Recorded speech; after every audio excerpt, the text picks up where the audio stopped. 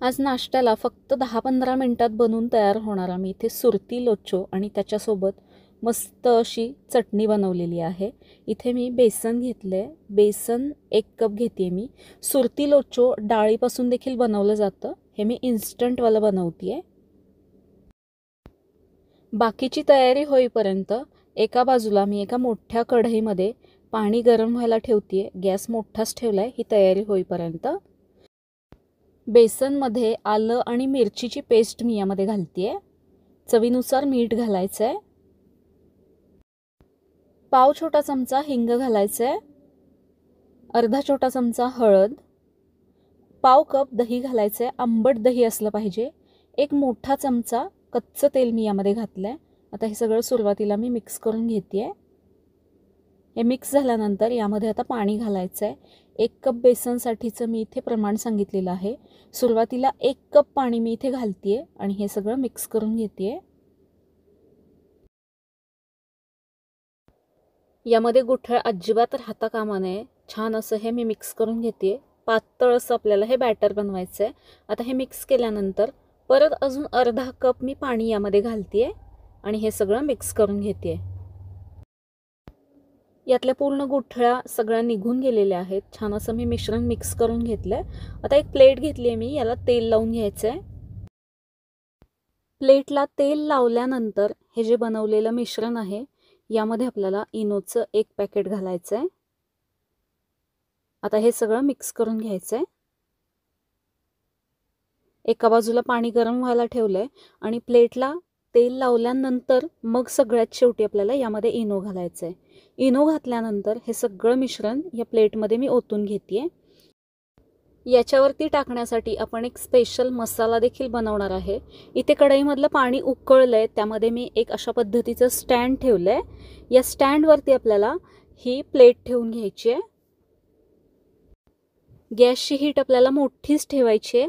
आता यावरती मी झाकण ठेवते आणि फक्त 10 मिनिटे हाय टू मीडियम हीटवरती हे आपल्याला स्टीम करून घ्यायचं आहे। तोपर्यंत याच्यासोबत खाल्ली जाणारी मस्त अशी चटपटीत चटणी बनवतोय। पुदिन्याची पानं घेतली आहेत मी स्वच्छ धुवून, त्याच्यापेक्षा थोडीशी जास्ती कोथिंबीर घ्यायची आहे मस्त फ्रेश अशी। 3-4 हिरव्या मिरच्या, थोडंसं आलं घातलंय। मिरची तुम्हाला कितपत तिखट आवडते त्यानुसार घालायची आहे। काळं मीठ घातलंय मी। अर्ध्या लिंबाचा रस घालायचा यामध्ये। काळ्या मिठामुळे छान चव येते, नसेल तर साधं मीठ घाला। 2 बर्फाचे तुकडे घातलेत मी। बर्फामुळे या चटणीचा कलर, चटणी किती वेळ जरी ठेवलीत तरी मस्त असा कलर हिरवागार असा टिकून राहतो। या चटणीमध्ये एक सिक्रेट साहित्य म्हणजे 2 चमचे मी बारीक शेव घालते, किंवा ढोकळा तुमच्याकडे असेल तर तो ढोकळा घालू शकता, किंवा पापडी घालू शकता तुम्ही यामध्ये। आता हे सगळं मी मिक्सरला फिरवून घेतलंय थोडंसं पाणी घालून। मस्त चटपटीत अशी चटणी तयार झाली आहे आणि याला कलर देखील खूप सुंदर असा आलाय।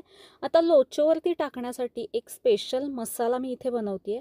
त्यासाठी अर्धा चमचा जिरेपूड घेतली आहे, अर्धा चमचा लाल तिखट, थोडंसं काळं मीठ घातलंय मी इथे, पाव चमचा मिरेपूड मी यामध्ये घातली आहे। आता हे सगळं मिक्स करून घ्यायचं आहे। मस्त चटपटीत असा हा लोचोवरती टाकण्यासाठीचा मसाला तयार झालाय। 10 मिनिटे झाली आहेत, हे आता तयार झालंय। मी याच्यावरचं झाकण काढते। मस्त फ्लेवरफुल आपण जो मसाला तयार केला तो याच्यावरती घालून घ्यायचा आहे।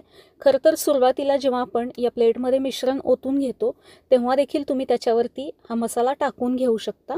माझा तेव्हा टाकायचा विसरला, त्यामुळे मी तो आत्ता घालून घेते। आता ही प्लेट मी बाहेर काढून घेतली। याच्यावरती मी असं मेल्ट केलेलं बटर घालून घेते। याला थंड करून घेण्याची गरज नाही आहे, हे गरम असतानाच आपण ते सर्व करू शकतो।